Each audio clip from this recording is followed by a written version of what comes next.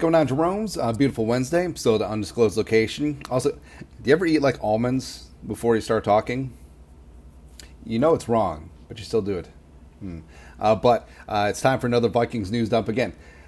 We cannot do these videos as we're at an undisclosed location, but there will be no dumping. Looking out for you. We are Vikemodium AD. So first off, so the Madden cover was announced, and it's Christian McCaffrey, star running back for the San Francisco 49ers. Now, everyone and their mom said that it was Joe Burrow. It was Joe Burrow, it was Joe Burrow, it was Joe Burrow. Now, I know that a lot of people say, well, what about the Madden curse? I think Mahomes broke the Madden curse. Yeah, I think it's over. I think it's finito, right? So hopefully Justin friggin' Jefferson will get on there at some point in time, or maybe J.J. McCarthy or Dallas Turner. Who knows, man? Yeah, but either way, yeah, looking good in the hood. Also looking good. So the Vikings announced a training camp schedule and some key dates, as from Alec Lewis, The Athletic. Saturday, July 27th, end of July, back together weekend. Now, usually have like 3 walkthrough practices, and well, it used to be that they'd walk through the fans could go to, and then full practice in the afternoon. Either way, it'll be good. But padded practice will take place Monday, July 29th, after a couple days. Monday, August 5th, the subsequent week, will be the famous night practice. Now, this used to be on Saturday. I don't know. They've been moving it around. I think last year they had 2 night practices. Yeah. And all these practices are... It's a good time, but it's hot. Definitely hot. If you can get into the shaded bleachers, or spring for the indoor stuff, it's good. But again, I kind of miss Mankato. Like Mankato definitely had like a summer camp feel, but is what it is. And then Thursday, August 8th will be the last open practice before the Vikings begin preseason. Someone who's been looking good, well, not only his rookie year, but also OTA so far. Vikes fan page, Jordan Addison has stood out in OTA so far, and his improvement is apparent, which is scary. Which is a scary sight for opposing defenses, according to Judd and Doogie. Watching Addison compared to other wide receivers participating is a noticeable difference. And also, it's great. So Addison's pops, Rolando, is very active on the old Twitter machine, pumping up his kid, which is great. You love to see a dad so dialed in, man. And I do believe, like, Addison has definitely been putting in the work. Addison definitely has that chip on his shoulder. He wants to work. He wants to get after things. And hey, this is Justin Jefferson's team. Addison wants to prove that this is Jordan Addison's team. Not only is it Batman and Robin, it is Batman and Batman. And as we've gone over a bunch, Addison benefits the most from Justin Jefferson being on the field, outside of the quarterbacks, because as Jefferson gets doubled and gets cornerback 1 attention, I mean, I'll take Jordan Addison and gets any cornerback 2 or cornerback 3 in the league singled up. It won't be fair, man. So I'm really fired up to see what 3 does in year 2.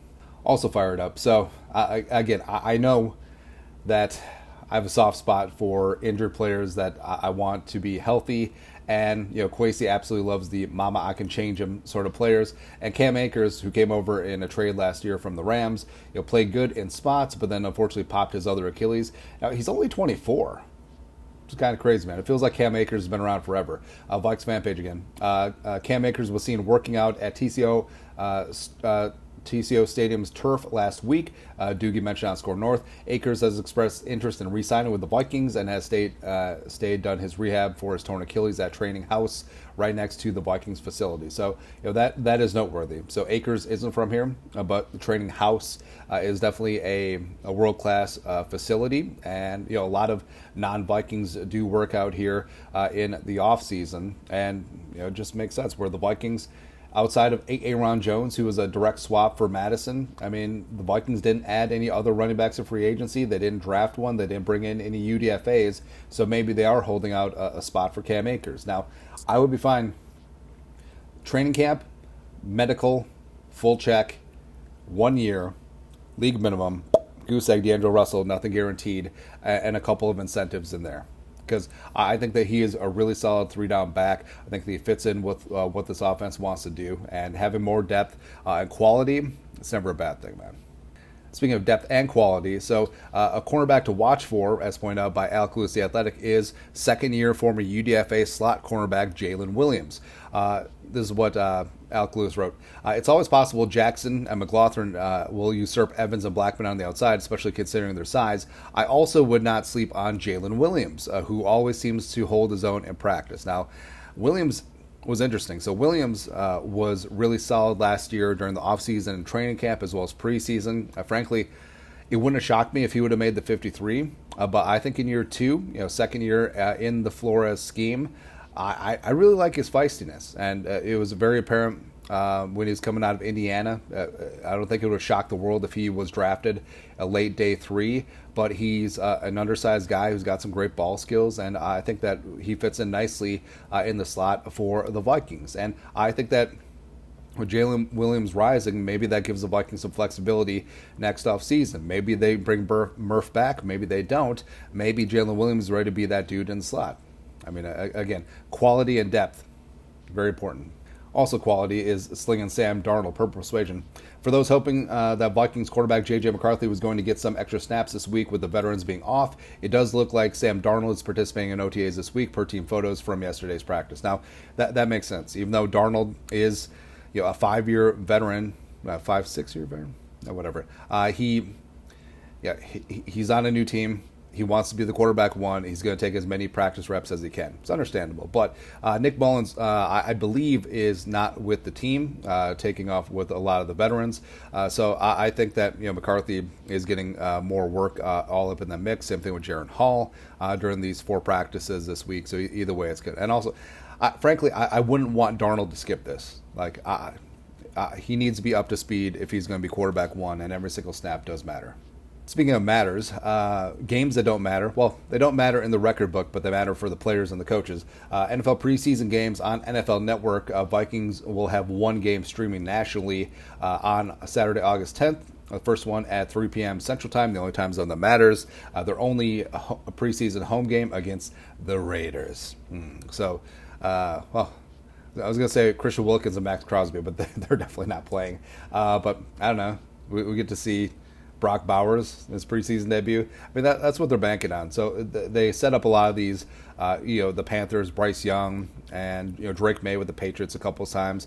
You got the Bears and Caleb Williams out there, all 3 of them. So, yeah, it is kind of interesting. Obviously, they want to showcase the rookies and specifically the rookie quarterbacks.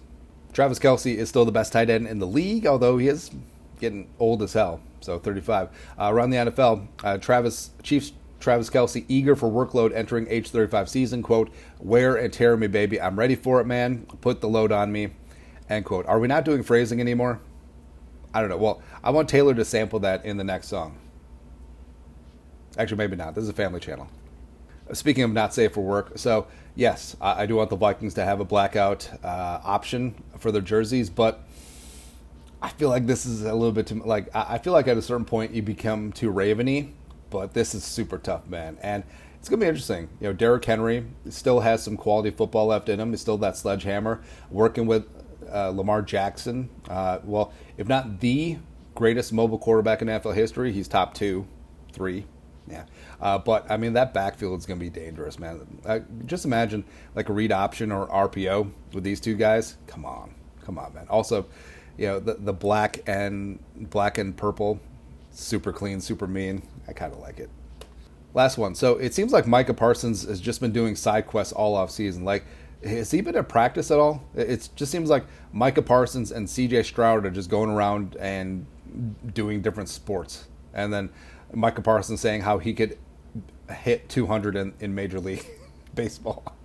So a game that's like baseball, cricket, which America dominates, by the way. So Micah Parsons swapping jerseys with a cricket superstar. Apparently he's the Michael Jordan of cricket. I don't know. I don't know anything about cricket. All I know is that there's wickets and games can take days. That's all, man. But I don't know. Hey, Micah, stop spreading goodwill around the world and work on your game because you're going to be a Viking next year, buddy. That's all, man. Start learning Minnesotanese. That's right. But that's it. Vikings news up for this beautiful Wednesday. You guys are the best. You know what to do. Skol, production value.